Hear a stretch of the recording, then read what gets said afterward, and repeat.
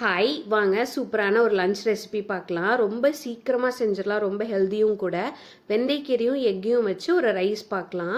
இதுக்கு ஒரு கடாய் சூடு பண்ணிவிட்டு கடாய் நல்லா சூடானதுக்கப்புறம் தேவையான அளவு ஆயில் ஆட் பண்ணிக்கோங்க. ஆயில் ஆட் பண்ணிவிட்டு 2 மீடியம் சைஸ்டு பெரிய வெங்காயத்தை நான் இந்த மாதிரி சின்ன சின்ன பீஸாக கட் பண்ணி ஆட் பண்ணிக்கிறேன். உங்களுக்கு தேவையான அளவு ஆட் பண்ணிக்கோங்க. காரத்துக்கு ஏற்ப வரமிளகா ஆட் பண்ணிவிட்டு வெங்காயம் வதங்கிறதுக்கு லைட்டாக உப்பு ஆட் பண்ணிக்கோங்க. 1 கப் அளவுக்கு வெந்தயக்கீரை நான் ஆட் பண்ணியிருக்கேன். சின்ன சின்ன பீஸாக கட் பண்ணி நல்லா வாஷ் பண்ணி எடுத்து வச்சுருக்கேன். வெந்தயக்கீரையில் நிறைய ஹெல்த் பெனிஃபிட்ஸ் இருக்குது. கிட்ஸோட லஞ்ச் பாக்ஸ்க்கு கண்டிப்பாக கொடுத்து விடலாம். நான் 1 கப் கீரைக்கு 4 முட்டை எடுத்துருந்துருக்கேன். 2 கரு இருக்க முட்டை. கீரை நல்லா வெந்ததுக்கப்புறம் கீரையை அந்த மாதிரி நல்லா ஒதுக்கி விட்டுட்டு ஆயில் ஆட் பண்ணிவிட்டு 4 முட்டை 4லேருந்து 5 முட்டையை அதில் ஆட் பண்ணிக்கோங்க. லைட்டாக உப்பு ஆட் பண்ணி நல்லா எக்கு கலந்து விட்டுக்கோங்க.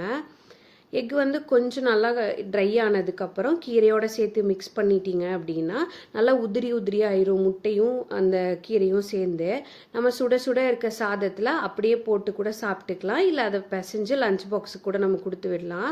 வெந்தயக்கீரையில் வந்து நிறைய ஹெல்த் பெனிஃபிட்ஸ் இருக்குது. கிட்ஸ் மட்டும் இல்லை, எல்லாருமே சாப்பிடலாம்.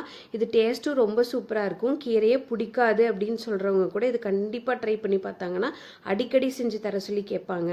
நீங்கள் எல்லாருமே இந்த வெந்தயக்கீரை ரெசிபி ட்ரை பண்ணி பார்த்துட்டு எப்படி இருக்குன்னு கமெண்ட் பண்ணுங்கள். தேங்க்யூ ஃபார் வாட்சிங்.